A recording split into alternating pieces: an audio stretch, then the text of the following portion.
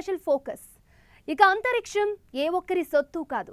అక్కడ వ్యాపారాలు చేసుకోవచ్చు, టూరిజం కోసం ఏర్పాట్లు చేసుకోవచ్చు. అంతరిక్షం అంటే ప్రభుత్వాలు, సైన్యాలు, టెలికమ్యూనికేషన్ సంస్థల గుత్త సొత్తు మాత్రమే కాదు. ప్రైవేటు కంపెనీలు కూడా రోదసిలో ప్రవేశించవచ్చు.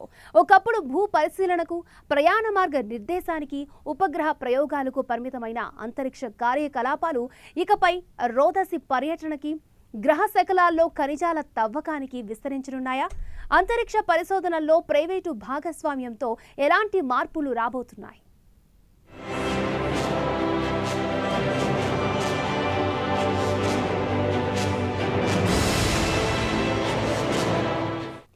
ఇంతకాలం అమెరికా లాంటి దేశాలకే పరిమితమైన అంతరిక్ష పరిశోధనల్లో ప్రైవేటు భాగస్వామ్యం ఇప్పుడు భారతదేశానికి విస్తరించనుంది.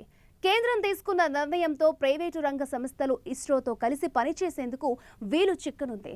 ఈ పరిణామాలు దేశ ఆర్థిక వ్యవస్థ బలోపేతానికి దోహదపడతాయా? అంతరిక్ష పరిశోధనల్లో భారత్ను పరుగులు తీస్తాయా? సాంకేతిక పరిజ్ఞాన ఫలాలు సామాన్యునికి కూడా అందనున్నాయా?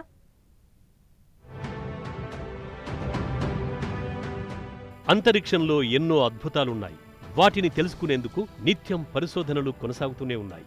అంతరిక్ష పరిశోధనలు ఇప్పటి వరకు ప్రభుత్వాల ఆధ్వర్యంలోనే కొనసాగుతున్నాయి. ఇండియాలోని ఇస్రో గాని, అమెరికాలోని నాసా గాని, ఐరోపా దేశాల్లోని యూరోపియన్ స్పేస్ రీసెర్చ్ ఆర్గనైజేషన్ గాని, ఇలా ఏ దేశానికి సంబంధించిన పరిశోధనలైనా ప్రభుత్వ రంగ సంస్థల ద్వారానే కొనసాగుతున్నాయి.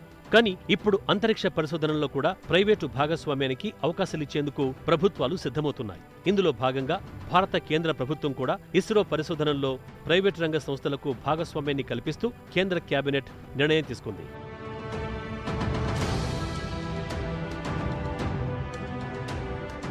అద్భుత ప్రయోగాలతో అంతరిక్షంపై తిరుగులేని ఆధిపత్యాన్ని సాధించే దిశగా భారత్ అడుగులు వేస్తోంది. వరుస ప్రయోగాలతో ఘన విజయాల్ని అందుకుంది. చిట్ట నిమిషంలో విఫలమైనప్పటికీ చంద్రయాన్-2 మిషన్లో భారత శాస్త్రవేత్తల సేవలు గుర్తించదగ్గవే. అంతరిక్ష ప్రయోగాల్లో, సాంకేతిక పరిజ్ఞానంలో అగ్రదేశాల సరసన భారత్ నిలుస్తోంది. అలాంటి అంతరిక్ష రంగంలో ప్రైవేట్ సంస్థలకు భాగస్వామ్యాన్ని కల్పించింది కేంద్ర ప్రభుత్వం. దీనికి సంబంధించిన ప్రతిపాదనలపై కేంద్ర మంత్రివర్గం ఆమోదముద్ర వేసింది. ఫలితంగా ఇస్రోలో ప్రైవేట్ వ్యక్తులు, సంస్థల భాగస్వామ్యం ప్రారంభం కాబోతోంది.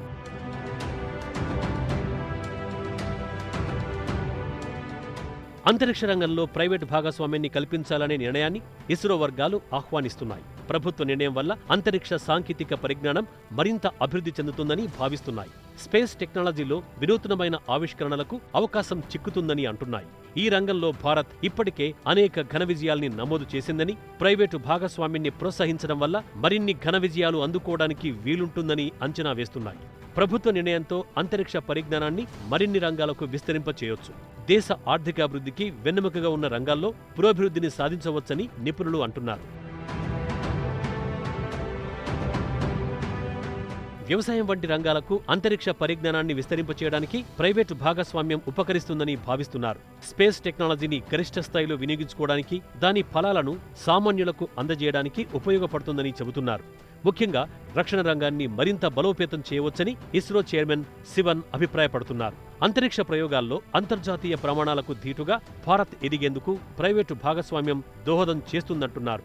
ఇప్పటి వరకు స్పేస్ టెక్నాలజీలో పరిమితంగా ఉద్యోగ అవకాశాలు ఉండేవి. కేంద్రం నిర్ణయంతో ఈ అవకాశాలు మరింత విస్తృతమవుతాయని భావిస్తున్నారు.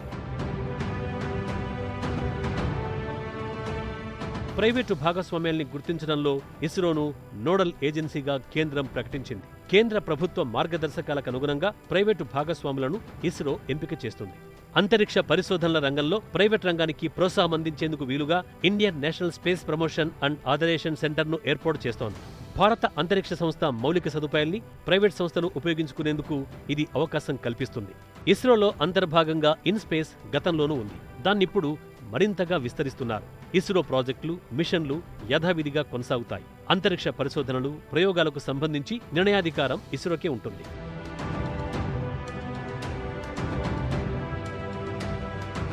అంతరిక్ష పరిశోధనల్లో సంస్కరణలు కొనసాగిస్తే భారతదేశ ఆర్థిక వ్యవస్థలో అంతరిక్ష రంగం వాటా 5-6 ఏళ్లలో $10 మిలియన్ చేరుతుందని అంచనా వేస్తున్నారు. 10 లక్షల మందికి ఉద్యోగావకాశాలు లభిస్తాయంటున్నారు. చైనా, అమెరికా, ఐరోపా దేశాలు ప్రైవేటు రంగాన్ని ప్రోత్సహిస్తున్నాయి. ఇప్పుడు భారత్లో కూడా రాకెట్, శాటిలైట్ పరికరాల తయారీలో ప్రైవేటు కంపెనీలు భాగస్వామ్యం కానున్నాయి. ఇస్రోకు ఓ ప్రత్యేకత ఉంది. ఏ రకంగా చూసుకున్నా ప్రభుత్వ రంగ సంస్థల్లో అద్భుతంగా పనిచేస్తున్న సంస్థ ఇస్రో. పూర్తిస్థాయి సాంకేతిక పరిజ్ఞానాన్ని దేశీయంగా అభివృద్ధి చేయడం ద్వారా గుర్తింపు పొందింది. సామాన్యుల అవసరాలతో పాటు భద్రతా రంగానికి అవసరమైన సేవల్ని కూడా అందిస్తోంది. ప్రపంచ దేశాల్లో భారత్ని ముందు వరుసలో నిలిచేలా చేసింది.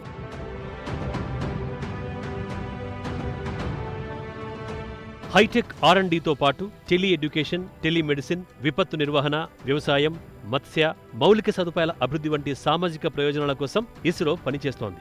అంతరిక్ష పరిశోధనల్లో ప్రపంచ దేశాలకు దీటుగా నిలుస్తోంది. అది కూడా తక్కువ వ్యయంతో చేస్తుండడం విశేషం.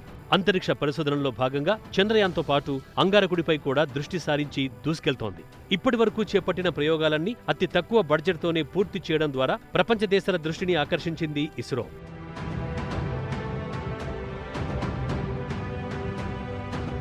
అంతరిక్ష పరిశోధనల కోసం చైనా $3 బిలియన్, అమెరికా $25 బిలియన్ వ్యయం చేస్తుంటే భారత్ ఈ రంగానికి బడ్జెట్లో $1 బిలియన్ మాత్రమే కేటాయిస్తోంది. అయినా ప్రపంచ దేశాలతో పోటీ పడే స్థాయికి చేరుకోవడం విశేషం. ఇస్రో తొలి ఉపగ్రహ ప్రయోగ వాహనం SLV-3 నుంచి తన దూకుడును పెంచుతూ వస్తోంది. ఇప్పుడు క్రయోజెనిక్ ఇంజన్లను సైతం సొంతంగానే తయారు చేసుకోగలుగుతోంది. గడిచిన 2 దశాబ్దాలుగా 17,000 మంది సిబ్బందితోనే స్థిరంగా కొనసాగుతోంది. కానీ పరిశోధనల సంఖ్య రాను రాను పెరుగుతోంది. అయినా వెనుకడుగు వేయకుండా దూసుకెళ్తోంది.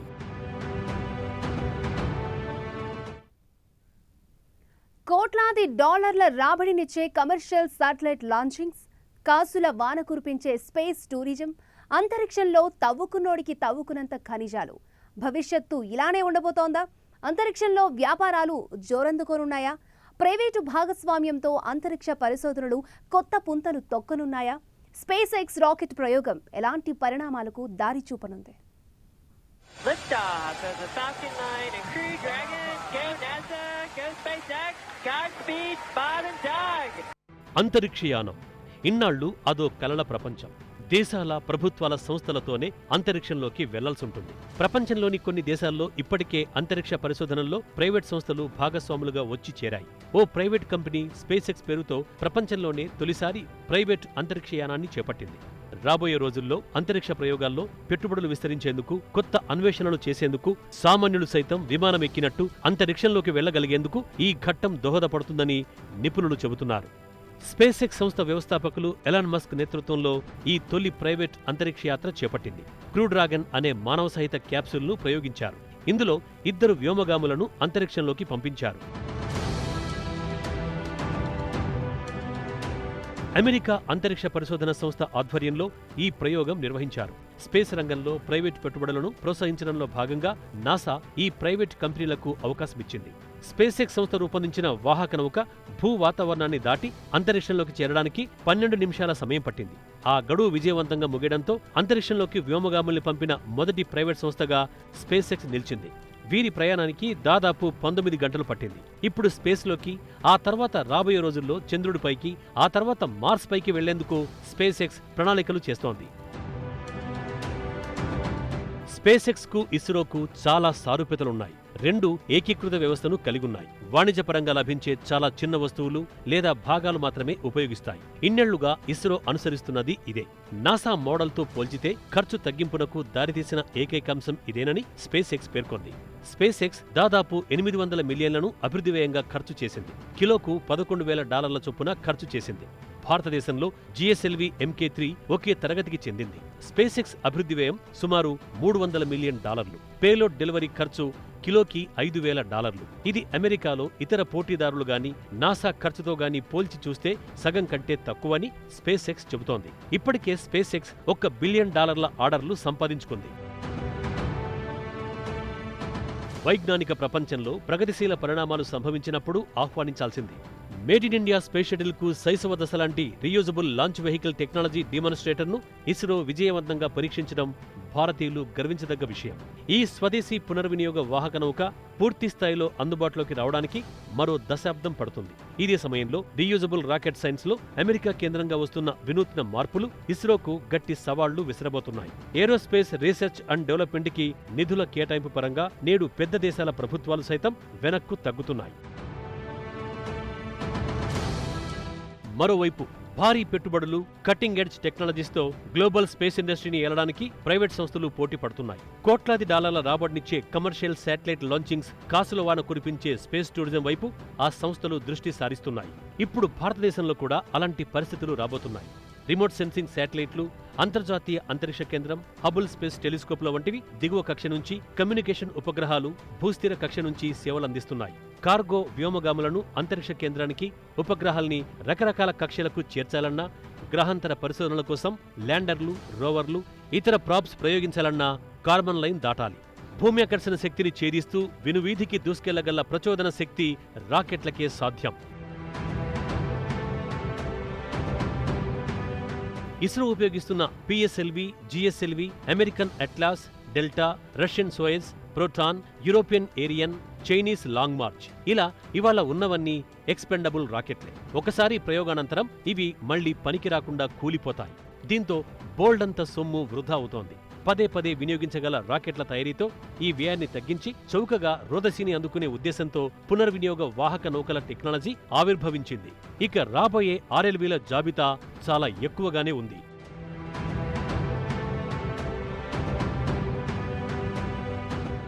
నాసా ప్రభుత్వపరమైన ఉపగ్రహ ప్రయోగాల్ని, అంతరిక్ష కేంద్రానికి ఆస్ట్రోనాట్స్ ని పంపే కాంట్రాక్టుల్ని ప్రైవేట్ సంస్థలకు అప్పజెబుతోంది. రష్యా విషయానికొస్తే కొన్ని దశాబ్దాలుగా చెప్పుకోదగ్గ టెక్నాలజికల్ అప్డేట్స్ లేవు.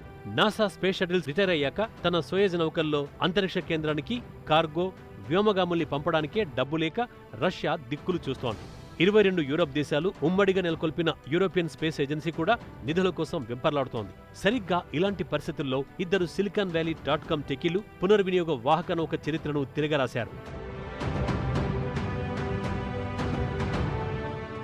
నిప్పులు చిమ్ముతూ నింగికెగిసిన రాకెట్ను మళ్లీ అదే తీరున నేలకు దింపి లాంచ్ ప్యాడ్పై గీసిన గిరిలో నిలబెట్టగల సమర్థులు ఒకరు స్పేస్ ఎక్స్ప్లోరేషన్ టెక్నాలజీస్ అధిపతి ఎలాన్ మస్క్ కాగా, రెండో వ్యక్తి ఈ-కామర్స్ దిగ్గజం అమెజాన్ అధినేత జెఫ్రీ బిజోస్. 2002లో కాలిఫోర్నియా కేంద్రంగా స్పేస్ ఎక్స్ నెలకొల్పాడు మస్క్. 2040 నాటికి అంగారకుడిపై మానవ కాలనీల నిర్మాణం మస్క్ లక్ష్యం. సొంత రాకెట్ ఫాల్కన్ 9తో వాణిజ్యపరమైన ఉపగ్రహ ప్రయోగాలు స్పేస్ ఎక్స్ సంస్థ చేపడుతోంది. అలాగే నాసా కాంట్రాక్టులు పొంది తన ఫాల్కన్ 9 డ్రాగన్ స్పేస్ క్రాఫ్ట్ సాయంతో అంతరిక్ష కేంద్రానికి సరుకులు చేరవేస్తోంది. 2017 నుంచి తమ వ్యోమగాములను ఇదే రాకెట్ స్పేస్ క్రాఫ్ట్ ను తీర్చిదిద్దే కాంట్రాక్ట్ను అది స్పేస్ ఎక్స్ కు కట్టబెట్టింది. ప్రయోగానంతరం భూమికి తిరిగొచ్చి లాంచ్ ప్యాడ్పై నిట్ట నిలువుగా దిగడం ఫాల్కన్ 9 ప్రత్యేకత. నాసా అండదండలు పుష్కలంగా లభిస్తున్న ఈ సంస్థకు ప్రస్తుతం $70 కోట్ల విలువైన 60 లాంచ్ కాంట్రాక్టులు చేతిలో ఉన్నాయి. 2015లో గూగుల్, ఫైడెలిటీ సంస్థలు స్పేస్ ఎక్స్ లో $100 కోట్ల పెట్టుబడులు పెట్టి 8% వాటా పొందాయి. అమెరికన్ మిలిటరీ నిఘా ఉపగ్రహాల లాంచింగ్ కాంట్రాక్టులు కూడా స్పేస్ ఎక్స్ ఖాతాలోనే పడుతున్నాయి. United Launch Alliance, Arianespace, International Launch Services ఇవి ఇప్పటిదాకా గ్లోబల్ కమర్షియల్ స్పేస్ లాంచ్ మార్కెట్ను తమ గుప్పెట్లో బంధించిన 3 శక్తిమంతమైన కన్సార్టియంలు. ఇప్పుడు ప్రపంచవ్యాప్త లాంచ్ మార్కెట్ను స్పేస్ ఎక్స్ కొల్లగొడుతున్న తీరు వీటి గుండెల్లో గుబులు రేపుతోంది. తమ కొత్త రాకెట్ ఫాల్కన్ హెవీ అందుబాటులోకొస్తే $6 మిలియన్ శాటిలైట్లను దిగువ కక్షకు పంపుతామంటూ స్పేస్ ఎక్స్ సంస్థ ప్రకటిస్తోంది. ప్రపంచవ్యాప్తంగా అంతరిక్షంలో ప్రైవేటు పెట్టుబడులకు పోటీ పెరుగుతోంది. ప్రైవేటు సంస్థలు కొత్త కొత్త ఆలోచనలతో ముందుకు దూసుకెళ్తున్నాయి. అంతరిక్షంలో వాణిజ్య ప్రకటనలతో పాటు వివిధ రకాల వ్యాపార కార్యకలాపాలకు ప్రణాళికలు రూపొందిస్తున్నాయి. ఇవన్నీ ఎలాంటి ఫలితాలు ఇవ్వనున్నాయి? అంతరిక్షంలో వాణిజ్య పోటీ అనివార్యం కానుందా? Amazon.com వ్యవస్థాపకుడు జెఫ్రీ బిజోస్ కూడా వాషింగ్టన్ కేంద్రంగా బ్లూ ఆరిజిన్ ఏరోస్పేస్ కంపెనీని స్థాపించారు. మానవ సహిత సబార్బిటల్ ఫ్లైట్స్ కోసం బ్లూ ఆరిజిన్ అభివృద్ధిపరిచిన న్యూ షెవర్డ్ రాకెట్ స్పేస్ క్యాప్సూల్గా 6 నెలల్లో 3 సార్లు ఆకాశంలో 100 కిలోమీటర్ల హద్దును చేరి క్షేమంగా తిరిగొచ్చాయి. న్యూ షెవర్డ్ రాకెట్ కూడా ప్రయోగానంతరం భూమికి తిరిగొచ్చి నిలువుగా ల్యాండ్ అవుతుంది. మస్క్, బిజోస్ల విజయాలు ఇస్రో RLVపై మున్ముందు ఏ మేరకు ప్రభావం చూపుతాయో, చౌక రేట్ల పోటీని ఎదుర్కొని ఇస్రో తన విదేశీ కమర్షియల్ లాంచ్ మార్కెట్ షేర్ను ఎలా కాపాడుకుంటుందో చూడాలి. అయితే ప్రస్తుతం కేంద్ర ప్రభుత్వం తీసుకున్న నిర్ణయంతో భారత్లో కూడా ప్రైవేటు భాగస్వామ్యం పెరగనుండడంతో మరింత విజయవంతంగా ముందుకెళ్లే అవకాశం ఉందంటున్నారు.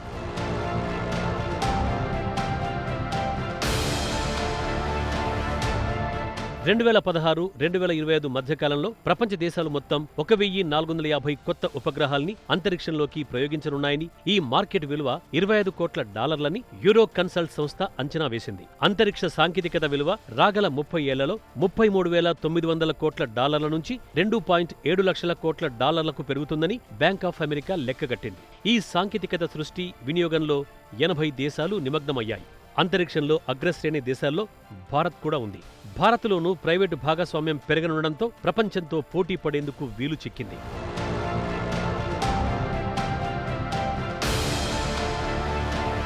ప్రస్తుతం భూకక్షలో పరిభ్రమిస్తున్న 1950 ఉపగ్రహాల్లో 830 అమెరికాకు చెందినవైతే 280 ఉపగ్రహాలతో చైనా, 147 ఉపగ్రహాలతో రష్యా తదుపరి స్థానాల్ని ఆక్రమిస్తున్నాయి. 54 ఉపగ్రహాలతో భారత్ 7వ స్థానంలో నిలిచింది. పోలార్ శాటిలైట్ లాంచ్ వెహికల్తో ఉపగ్రహాల ప్రయోగంలో ఆరితేరిన భారత్ చంద్ర, కుజగ్రహాల మీదకు రోదసీ నౌకల్ని దిగ్విజయంగా పంపింది. చంద్రుడి దక్షిణ ధ్రువం వద్దకు చంద్రయాన్ 2 నౌకను పంపడానికి ప్రయత్నించి త్రుటిలో విఫలమైంది. ఇస్రో 2018 ఫిబ్రవరిలో ఒకేసారి 104 ఉపగ్రహాల్ని కక్షలోకి ప్రవేశపెట్టి అనితర సాధ్య విజయం సొంతం చేసుకుంది. బహుళ అంతస్తుల భవనాలకు వేసే లిఫ్ట్ల మాదిరిగా నింగిలోకి లిఫ్టులు వేయవచ్చు. ఇప్పుడు మనుషులను, సామగ్రిని కక్షలోకి తీసుకెళ్లాలంటే రాకెట్లే శరణ్యం. వీటి బదులు నేల నుంచి నింగిలో 62,000 మైళ్ల ఎత్తు వరకు లిఫ్ట్ వేస్తే పని సులువైపోతుంది. ఈ దిశగా లిఫ్ట్ ఫోర్ట్, సెడ్కో కంపెనీలు ప్రయోగాలు చేస్తున్నాయి. బిగెలో ఏరోస్పేస్, స్పేస్ ఐలాండ్ గ్రూపులు అంతరిక్షంలో హోటళ్ల నిర్మాణానికి ప్రయోగాలు చేపట్టాయి. భూమికి సమీపంలో 3,000 గ్రహశకలాలపై బంగారం, వెండి, ప్లాటినం, నికెల్, కోబాల్ట్, ఇనుము, మెగ్నీషియం వంటి విలువైన ఖనిజాలున్నాయి. కొన్ని శకలాలపై ఐసుగడ్డలు ఉన్నాయి. ఈ నీటిని ఆక్సిజన్, హైడ్రోజన్గా విభజించి కుజుడి మీదకు వెళ్లి వచ్చే రాకెట్లకు ఇంధనాన్ని, గ్రహశకల తవ్వకాల్లో నిమగ్నమైన కార్మికులు పీల్చడానికి గాలి, తాగడానికి నీరు సరఫరా చేయవచ్చు. భారత అంతరిక్ష పరిశోధన సంస్థ కూడా అంతరిక్ష ఉత్పత్తులు, సేవల వాణిజ్యీకరణకు న్యూ స్పేస్ ఇండియా లిమిటెడ్ అనే సరికొత్త ప్రభుత్వ రంగ సంస్థను నెలకొల్పింది. అంతరిక్ష కార్యకలాపాలను వ్యాపార ప్రాతిపదికపై చేపట్టి స్థూల దేశీయోత్పత్తిని పెంచడానికి ఇస్రో వేసిన తొలి అడుగు. గడిచిన 3 దశాబ్దాలుగా మన విద్యారంగం సాఫ్ట్వేర్ పైనే దృష్టి కేంద్రీకరించింది. ఇకపై అంతరిక్ష పరిశోధనలకు ప్రాధాన్యమివ్వడం ద్వారా లక్షలాది కొత్త ఉద్యోగాలు సృష్టించవచ్చు.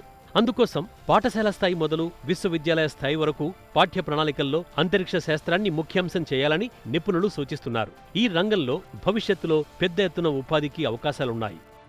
భూకక్షలో పరిభ్రమిస్తున్న అంతర్జాతీయ అంతరిక్ష వేదికకు వెళ్లి రావడానికి ఎన్ని కోట్లైనా వెచ్చించడానికి అనేక మంది సంపన్నులు సిద్ధంగా ఉన్నారు. స్పేస్ ఎక్స్ రాకెట్లో ఒక టికెట్ ధర $5.2 కోట్ల, అంటే మన కరెన్సీలో 364 కోట్ల రూపాయలు. ప్రైవేట్ వ్యోమగాములు 30 రోజుల పాటు ఐఎస్ఎస్లో గడపడానికి యాత్రలు నిర్వహిస్తామని నాసా ప్రకటించింది. ప్రతి పర్యాటకుడు ఐఎస్ఎస్లో ఒక రాత్రి గడపడానికి $35,000 చెల్లించాల్సి ఉంటుంది. నాసా ప్రణాళికలో భాగంగానే స్పేస్ ఎక్స్కు చెందిన డ్రాగన్ పైకి వెళ్ళింది.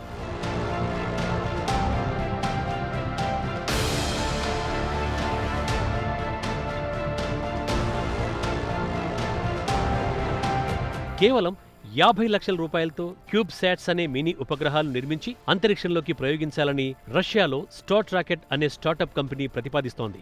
$140,000 రుసుముపై ఈ ఉపగ్రహాలు నింగిలో వాణిజ్య ప్రకటనలు, ప్రచార చిత్రాల్ని ప్రసరించగలవు. పెప్సికో పానీయం అధినేత అడ్రెనలిన్ రష్ ప్రకటనల కోసం స్టార్ట్ రాకెట్ కంపెనీతో ఒప్పందం కుదిరింది కూడా. 2021లోనే ఈ పానీయ ప్రకటన వినీలాకాశంలో మెరవబోతోంది. ఇలా మొత్తం మీద అంతరిక్షంలో వ్యాపారాల విస్తరణకు ప్రణాళికలు సిద్ధమైపోతున్నాయి. ఈ రంగంలో ప్రైవేట్ పెట్టుబడులకు అవకాశం ఇవ్వడం ద్వారా ప్రభుత్వాలకు ప్రయోజనకరమేనని భావిస్తున్నారు.